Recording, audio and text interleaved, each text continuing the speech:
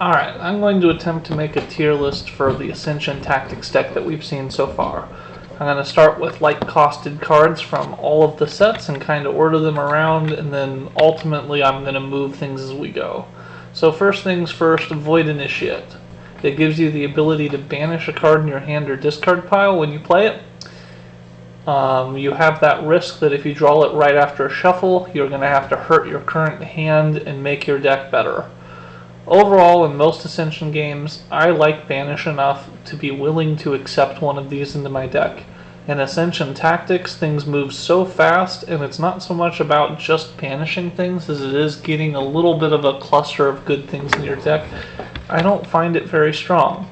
So I'm going to put it relatively low if I can get it to draw just the Void Initiates. And you know what? If you can get it early enough, it falls right around here, almost to the bottom. Otherwise, it really is in the bottom. I'm ashamed to say that. I can't believe Banish is that bad. Void Speaker, 2 power for 1 cost. Alright, I'm already sold. It's cheaper than a heavy and does good things. If you play a Void card, give a champion +4. That should not be a 1 cost card. For a 1 cost card, I have got to put the Void Speaker up here towards the top. I don't know that it's in the top, because it's still not going to break the game or anything. It's just, wow, that shouldn't be a 1. That should be 2 or a 3. Void Rager. There's only 1 of these in the deck. I'm going to come back to it, though, because I haven't done all the other 1 costs. Clockwork Blade. 2 extra power and strike back. You put this on something like an Arha Templar or a Bringer of Despair that already have naturally high power. You make it that someone cannot kill your champion without losing one of theirs and going back in the process. Strike back is so good. Permanent strike back on a 1 cost thing. You get this early, you're going to have a really great day. And I just noticed something. I only drew 1 card there, but it says the frequency is supposed to be 2.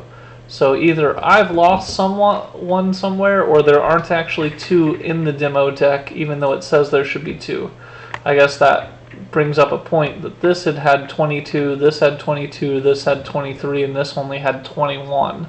So the factions were not evenly represented in the main deck. I guess we'll find out as we go if that's a problem with the cards not being cloned to the right counts. Innovative Aspirant. 2 money, and your equipped champions have +1 power or +1 movement this turn. Movement is how you get into all the zones. It's how you threaten pieces that they didn't think were threatened. It's not too hard to equip champions in this game, and this is a 1 cost mystic. I hate mystics, but I like the Innovative Aspirant. I'm not putting him in the, oh yeah, I've got to have him, but I'm putting him pretty high for a 1 cost card. Thicket Familiar. 2 runes. If you play another Lifebound card, gain 2 power. It's a mystic and potentially a heavy, but ultimately it's still just a mystic. It's not critical. It's not bad. Sadly, it's better than a Void Initiate, but you know, there you go. That's a thing. And Verdant Elemental. When you buy a Verdant Elemental for 1, you get to command Occultist. Great. Get those pieces out on the board, go pick up some treasure tokens, start scoring points, be annoying, body block with your ranged threats. When you play it, you get 2 power and command Occultist for free that should have taken 2 power. That's effectively 4 power on a 1 cost card. Yeah, that's a spectacular one. In fact, you know what? That's probably better than this Void Speaker giving 4 power to 1 guy. So I'm going to shift the Void Speaker down just a little bit. And I'm going to put the Verdant Elemental above it, right next to the Clockwork Blade. Okay. Starfinder Compass. 1 power, 1 defense, 1 mobility.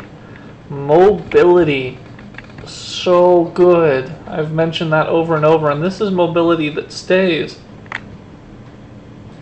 I'm putting it up here just barely under Strike Back, because Strike Back on your biggest guys is really that annoying for your opponent. Would I rather have a Verdant or a Starfinder Compass? I think in general I'd rather have the constructs than the Verdant, but they're all really spectacular for 1 cost. Now I can start doing the 2s. So the first 2 cost card, Void Rager. Give a champion an extra mobility. Like I keep saying, mobility is incredibly important. And double attack. Double attack isn't just multiply their power by 2, it's they can attack, then they can attack again. If they die to something like Strike Back in their first attack, they never got the second. But in general, you can use this in spectacular ways. Run one of your best guys right up into the center next to 2 enemy champions and slay both of them if you have enough power on the guy naturally. You can use it to attack someone you're already adjacent to, then move and attack somebody else. You just get 2 attack phases during the turn. And it has an allegiance that if you play another Void card, you get 2 power. It doesn't need that at all. I would buy this with just the double attack +1, hands down, any day of the week. This is going in my top tier of cards. It wins a lot of games. Just making even a pathetic little cultist go a little farther and double his power, being able to hit twice, there's so many combinations that make that cultist now lethal. Cultists should not be that lethal. Void Rager makes them so. Amethyst Defenders, all your champions get extra power and you draw a card. You know what? At face value, when I read this the first time, I'm like, that's pretty great. It doesn't cost me a card slot in my deck. It gets me power so that I can kill stuff. It affects all of my champions. But overall, it's actually kind of fallen down here in this. It's kind of like a Mystic and some mobility. It's good, but it's not stacking up to some of these other cards. Iron Elemental, command Occultist for free. Gain 2 runes, command Occultist for free. Well, it's not like this Verdant Elemental that's effectively 4 power. It's still just a Mystic-y thing. It is nice in combination for that ambush effect, so it's going to get a decent rating, but I actually think I'd rather have equipped mobility or everything a little more powerful than this. So I'm going to put this Iron Elemental slightly lower than people might have thought I would. It's a pretty big gap between the Verdant and the Iron because power is that important in this set. The Yggdrasil Staff. 2 power, 2 defense, and if you kill something with that champion, you get 2 runes. That's pretty great. It's effectively better than the Void Speaker-ish. We only have 1 of these. Alrighty. Mr. Garden Attendant. Acquire a card with cost 4 or less for free, and you can ambush, get rid of one of your apprentices.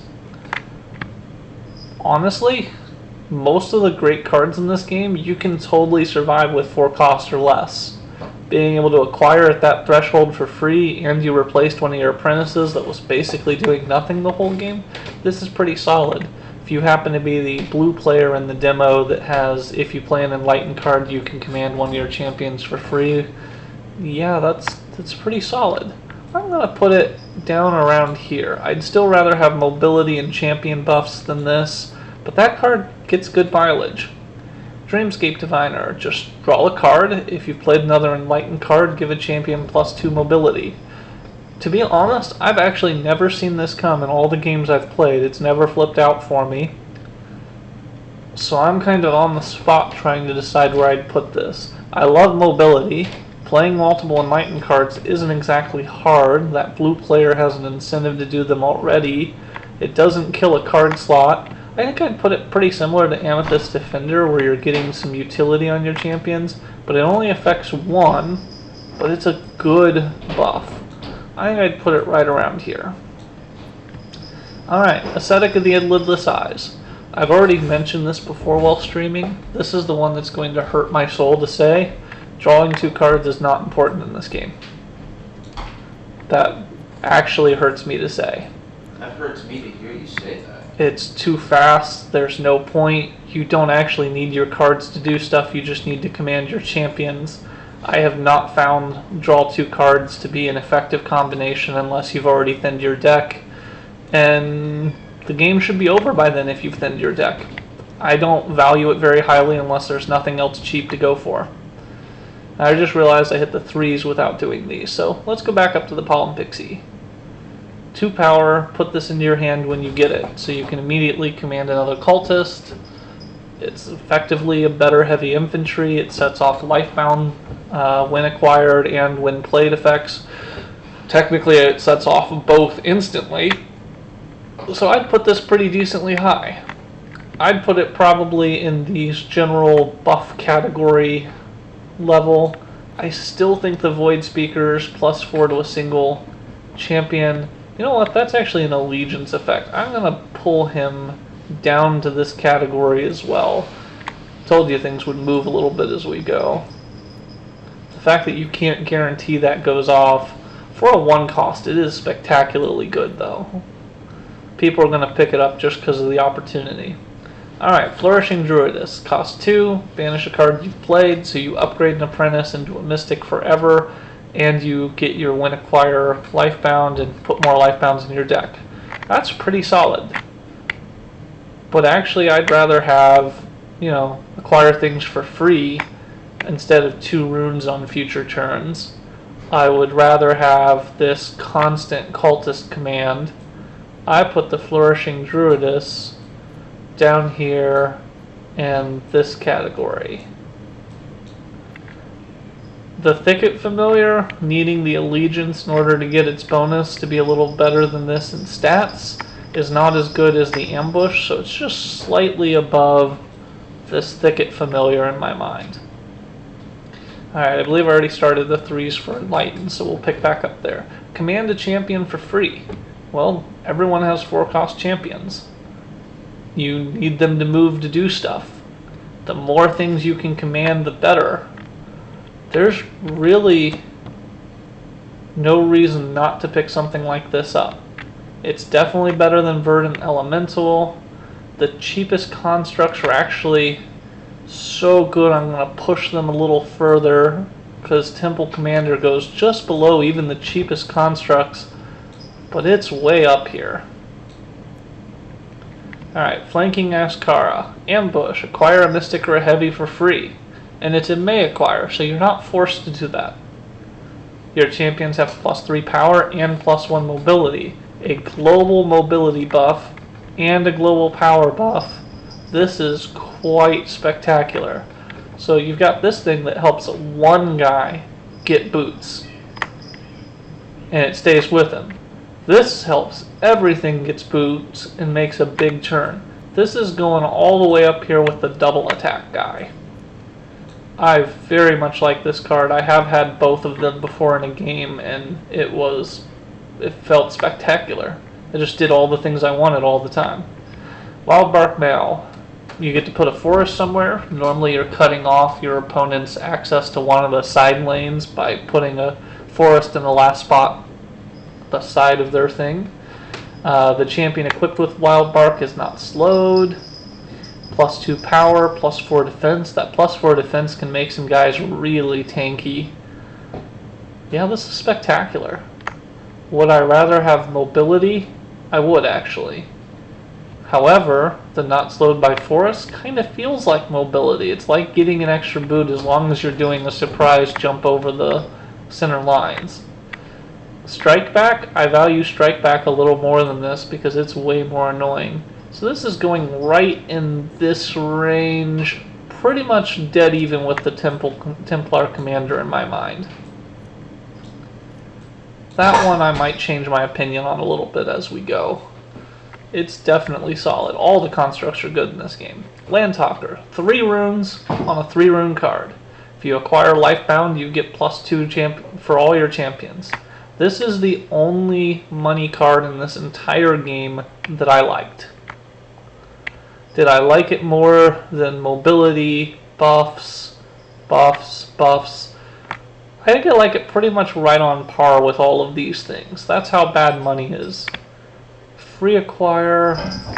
You know what? Actually, I'm going to put it right in here. Most of the time, I'm going to take these other things if I don't already have an Allegiance deck. If I'm the player with the Allegiance stuff, Landtalker makes even more sense because you're going to be buying them all the time. Choose an enemy champion and destroy constructs equipped to it on ambush. That's a pretty good on-acquire effect. You can really screw with people and make things more manageable, especially since there's no limit to one equipment per champion, and they can super build up a guy into a Megadon. Draw a card, give a champion +3. All the times I've acquired this card, I don't think I've ever actually played its effect. It never got drawn. But draw a card and give a champion +3, it's pretty similar to Amethyst Defender.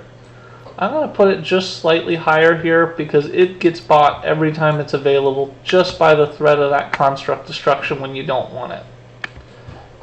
Is it better than the constructs themselves though? I don't think so. It feels weird having this Verdant up here, but it really is that effective. Especially for one cost and with an ambush effect. If it didn't have an ambush, I'd maybe put it where it belongs for a one-cost card. But with that ambush and everything else, that's just a great card. Steelweaver, 3 runes. Put the next construct you acquire on top of your deck. I already mentioned I like the Land Talker for runes. I actually don't like the Steelweaver. That feels weird to say too. There are times where one of these big constructs are sitting out there in the center row and you're like, if I get Steelweaver, I have a good chance to get to it when I draw my Steelweaver and I can stack it. So it has its place. It's not a bad card, but I put it a little less than the Land Talker. And there are apparently 3 of those, despite the fact that it has 2 pips on it. So we're going to talk about fixing the deck construction, either because the card just has the wrong artwork, and that's fine, they probably meant to have 3 pips on it, or whatever. We're going to talk to them about that when we're done with this video. Spiteful Gladiator. Ambush, banish a card you've played, and it's better than a heavy. It's 3 power. Yeah, pay 3 for that. Pay 3 for that every chance you get. That's way better than most of these things. I mean, the Pollen Pixie you get to use once. I'd put that up in this range. I would normally buy that over a Vine Weaver unless my opponent already has things equipped or I already have things equipped to defend. Shade of the Black Watch. 2 power, that's something you want. Banish a card in your hand or discard, that's also something you want. But just like the Void Initiate, that banish effect is not feeling as good as it should in an Ascension game. I should want this so strongly, and instead I'm just putting it over here in Land Talker region. That is not very high for a shade. I might have to start sliding these down to make a little bit more room here, but really this is a good cluster of just general cards that have their purposes. Alright, Dogs of War. Costs a little more. We're into the 4 cost now. But if you gives you 2 power, so you can command something basic. If an enemy champion is defeated, draw 2 cards. Once the game gets going, almost every turn, everyone's losing a champion every other turn. I beat you down, you beat me down. It all depends on our positioning and what other things we drew. But it's real common to get that Dogs of War effect off. I have forgotten to take it a few times, which is pretty depressing. But I would put that up here in the just above the 3 power. I'd rather have 2 power and an extra couple of draws. Pretty close to what I'd give the staff. Yeah, I'd put it around there. That's a pretty great call. So much better than this. I would rather have the 2 power now and the 2 draw later. It's so likely to get. Maybe it's just because of the meta right now has cultists going everywhere, and it's pretty easy to smack down a cultist somewhere. Void Drift Stalker. When you acquire it, you get to command a champion a second time if you can afford to pay its cost. That's pretty great. But it's also 2 power and gain a power for each void in your discard. That's actually not all that great. That's putting it in the 2 power range with nothing special. This is just like a Pollen Pixie effectively. Command a champion a second time paying its cost. The fact that you can command the same guy has some really good game breaking strategies.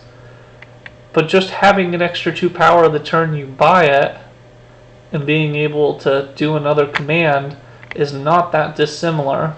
This doesn't provide any power towards that activation. You have to have seen this coming. It had to have already been sitting in the center row when you started doing your stuff.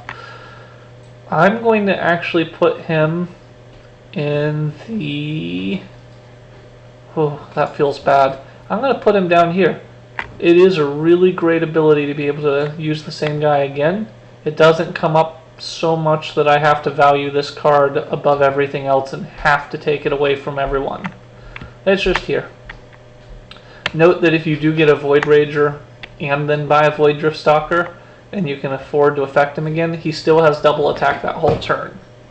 That's pretty spectacular. You know what, actually, being able to move twice is better than just being able to attack twice. I'm going to move him up a little. He is good. There are games that are one off of this card, but the card itself is just for its ambush. Nothing else. Morbid Hammer. Now here's the only banish card in this whole set that I absolutely love. A Slay Banish effect, and it gives you 5 bonus power to do it. Gives you 3 more tankiness. This is a really solid buff to a champion, and that Slay effect is really easy to set off. You almost always get it the first turn you play it, and maybe some more. I'm putting the Morbid Hammer way up here in my top list of I always want this card. Invocus, command a champion you've already commanded this turn and for free. Finally, we're getting into these top tier of cards. These are spectacular. This wins games a lot. And then I'm going to finish out the Void since there's only one left. When you buy Emery for 7, by the way, spectacular job getting to 7 runes. I don't think I've made it to 7 runes in a single match of this game on a single turn ever. But if you've been buying Steelweaver and Landtalker, you can totally get there. Go for it. Deploy Emery adjacent to an enemy champion, and you can command him twice per turn every turn. Very little defense. Emery gets nuked back to home pretty easily. But the turn he comes out, he slaughters some stuff. And he slaughters all of the stuff. So we're going to put Emery right up where he belongs, basically off the table. But he costs 7, so honestly, he's well costed for what he is. He's not overpowered for his cost. He's just one of those game-breaking things you can do. Alright, back to the other factions. Let's finish out the Mechana. Cordite Mechanoid. 3 power. Ooh, I like it. Your champions with constructs get an extra 5 power. A little unnecessary usually. Usually you've already got enough power, but you can't go wrong with that. So where's my other 3 power guys? Round in here, round with this Slay benefit. Yeah, I'm putting him up here in the Verdant Elemental land. 3 power on a 4 cost card is well worth it. Making your equips better is well worth it. I'd still rather have the free commands, because that's 3 or 4 power usually. I'd still rather have the constructs that let me do good things and maybe more than once. But that's a pretty solid card. Rocket Courier, 2 mobility. I don't even care about the +2 power and defense. This is one of the other 2 constructs that I want all the time. It's up here with my Morbid Hammer. I put it above the Morbid Hammer, and again, putting that mobility above a banish feels wrong to me, but it's so right in this game. That is the thing you need. Inferno Templar, 2 runes and 2 power, and it gets rid of one of your things. There is a card I can get behind. There is a card I can get behind so much, since it comes with an automatic upgrade, that I'm putting it on tier with this Templar Commander. It doesn't quite do as much commanding, because it's only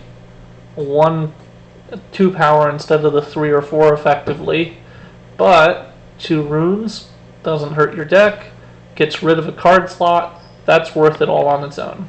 Scrapbot, 2 runes, command and equip champion for free. Well, this is a conditional command for free. There are tons of constructs you're trying to get. In my experience, most of the time you equip a champion, you do a couple good things with him for 1 or 2 turns, and he is definitely off the map by then. Your opponent kills him. The one exception being if you send him down a side lane, maybe they just let him control a zone for the rest of the game.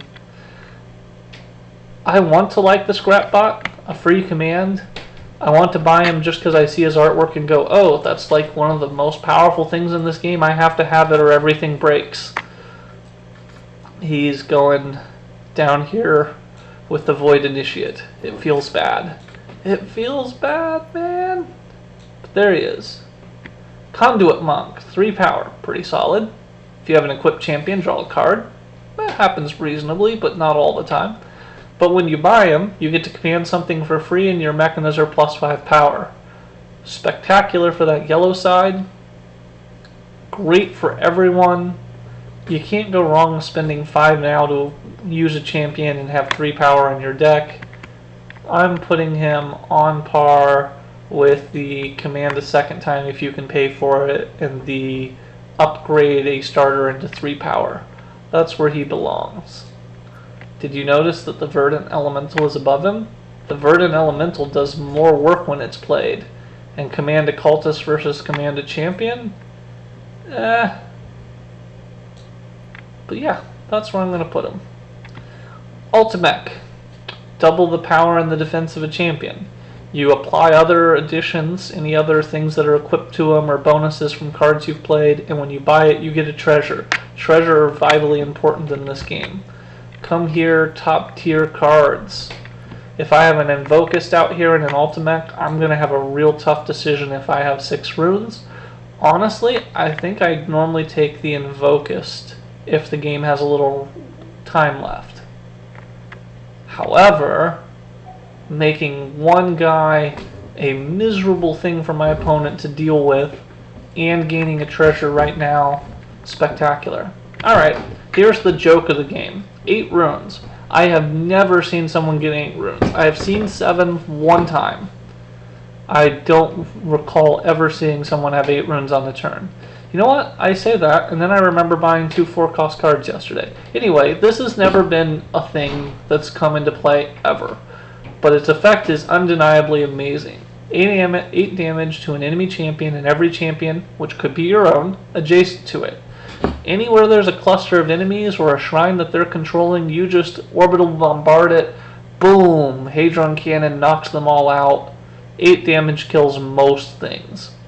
It is completely possible that they've equipped some kind of construct and they survive that, which really feels bad.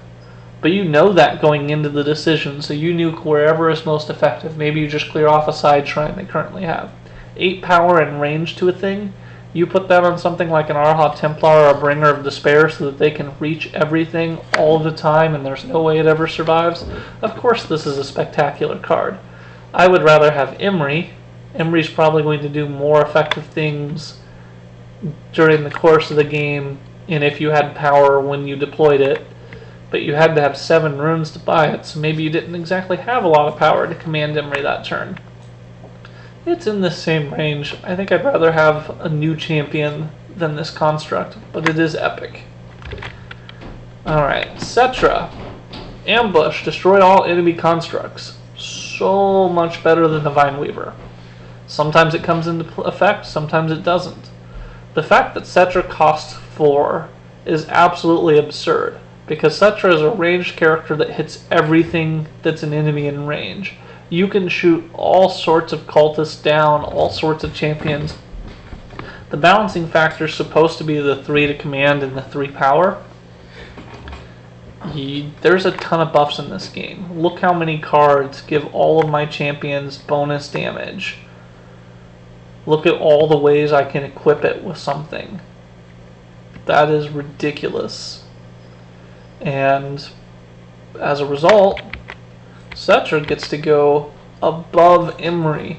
I would rather have a Cetra flip into the center row when I can afford it, because it's going to actually get played, than just have an Imri out there that I might get later and do a big swing. I feel bad saying that. Maybe I'll lower it down, just because they're not in the same tier of effect. But Cetra is an absolutely spectacular card right up here at the top of the list. Fairy Commander. When you buy it, you get to command something for free. Your life bounds get +5.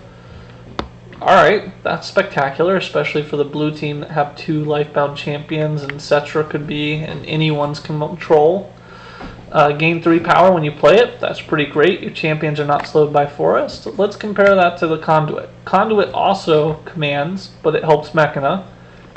Conduit might draw a card. Fairy essentially does mobility. Way better. Way better. We're putting you up here. Snapdragon, when you play it, acquire a hero for free. Note this is not a champion, so you can't get an Emery or anything. There are Invokists that are really good, Void Ragers, Flanking. Most of these things are within your cost range. So you're looking at your Conduits, your Void Drifts, your Fairies as your ideal targets for a Snapdragon. The defense on it, I have found to be incredibly effective on your tanky units. It just makes it a little annoying for your opponent to slap down that person. But overall, a lot of these other constructs feel better to me. I'd rather have this for defense, this slightly higher power, and not be slowed by Forest, than acquire a card one time. I'm going to put this in this range. Still construct, still good. Alright, now we have our top Lifebound card. Ambush. Deploy a champion to any forest on the battlefield. Surprise! Gain 4 power. Nice. Allegiance. If you played another Lifebound, gain 4 runes. Oh, there's a way to afford Emery and Hadron. Don't mind having that in my deck. And don't care if it doesn't go off. I still want the 4 power. This is a spectacular card. If I had the option of the Morbid Hammer or the Rocket Courier, I still think I'd rather have those. I don't know. That deploy a champion to anywhere right away is spectacular. Command twice, but I have to draw it. I'm going to put it right up here, just above these, painfully above these, because I really like these cards. The only reason the Invokist's above Rocket Courier is because this is 2 mobility one time. This is effectively 3 extra mobility because you can do it twice. Alright, finally we're on to Enlighten. Seer of the Forked Path, command 2 cultists right away when you buy it.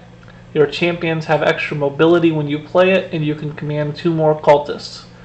Hello! We're in this same tier level of giving everything mobility. This lets me acquire a Mystic or a Heavy. 2 cultists is way better.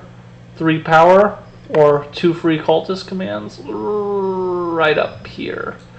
If I had a Void Rager and a Seer of the Forked Path on the table, I would really have to debate about it. And I think I would actually go for the Seer still. Dragon's Eye. Slay, draw a card. That is very effective. We're talking Morbid Hammer level. 4 and 4. We're still talking Morbid Hammer level. So I'm going to put it right here next to the Morbid Hammer.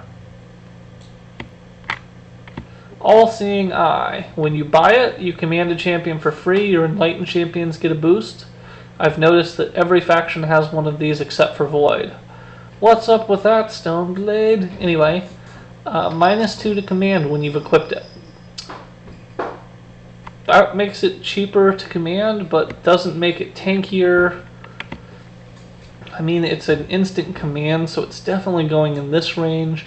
It's like having 2 power on the turn that it's played, but it could potentially be used more. I'm putting it around in here. I think I'd rather have a Snapdragon than an All-Seeing Eye most of the time.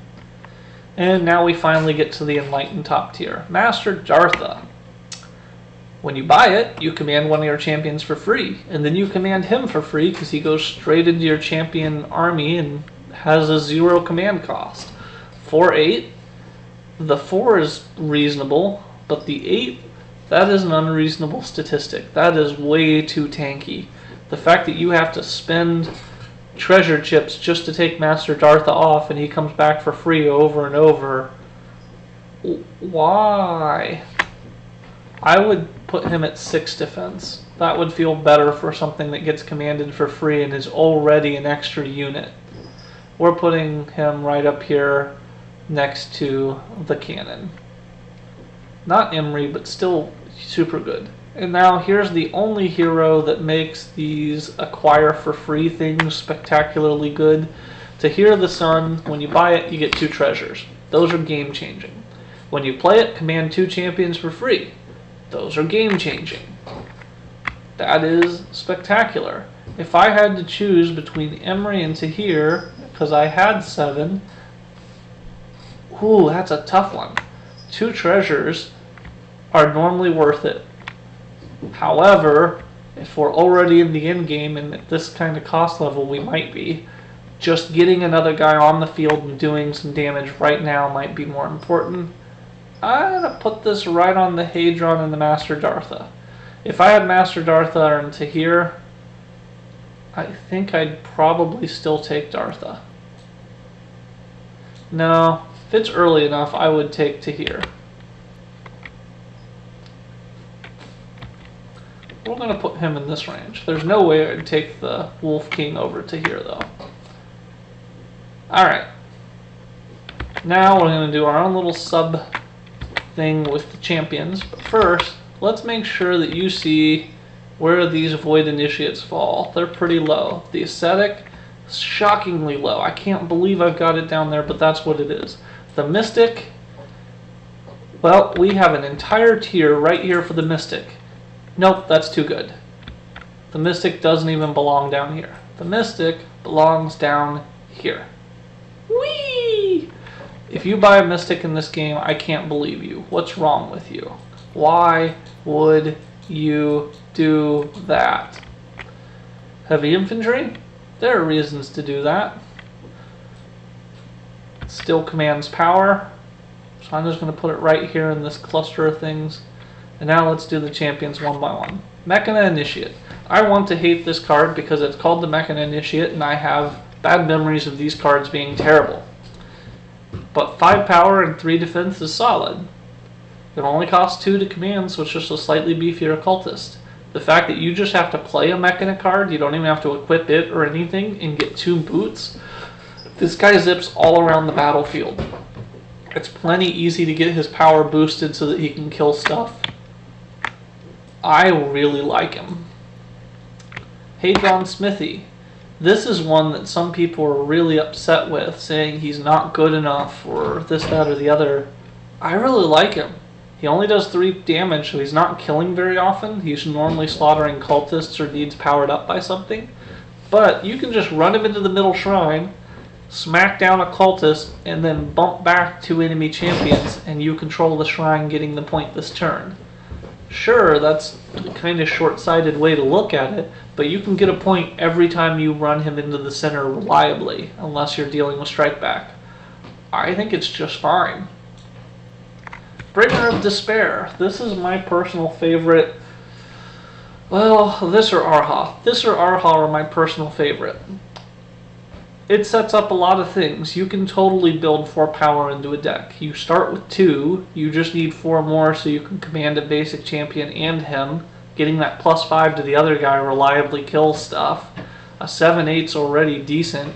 It's not going to win every fight, but I very much enjoy the Bringer of Despair. I think he should cost 4. If he costs less than 4, you'd be getting such ridiculous combinations that it wouldn't be okay. Wow, apparently I can rotate what my enlargement is, separate from the piece itself. Shadowcaster. At the start of the game, replace a militia in your deck with a heavy.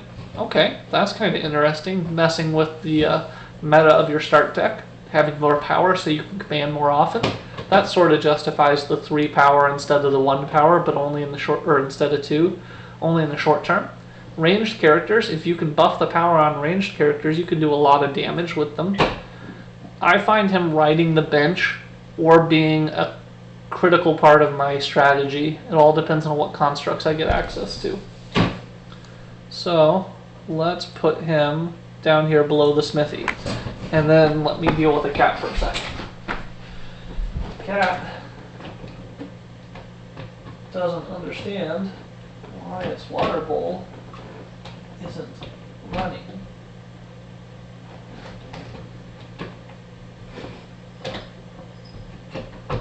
Alright, there you go, cat.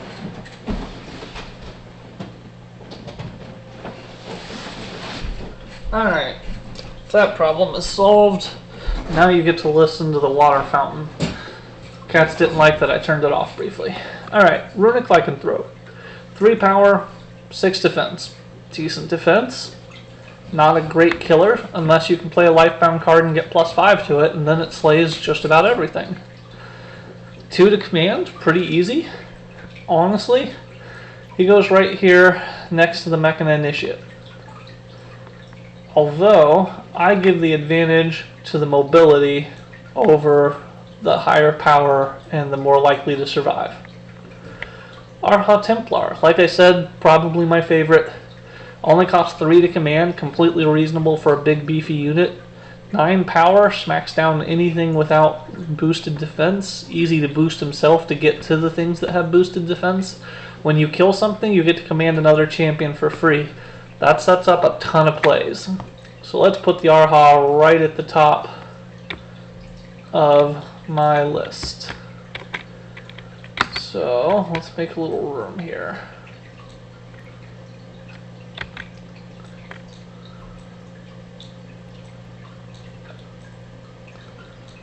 We've got something kind of like this so far.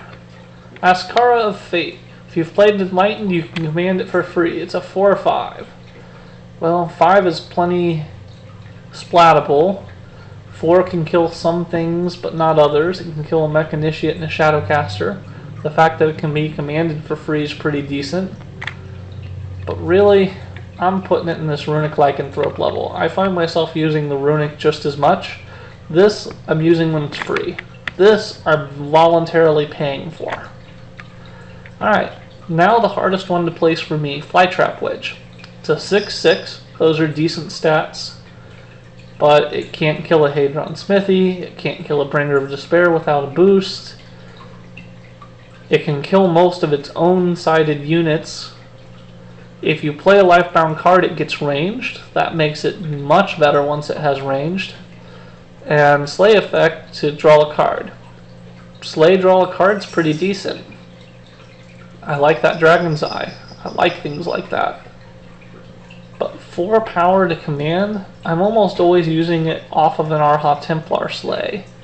I can't reliably have range, so I can't just dance around at the edge of enemy range.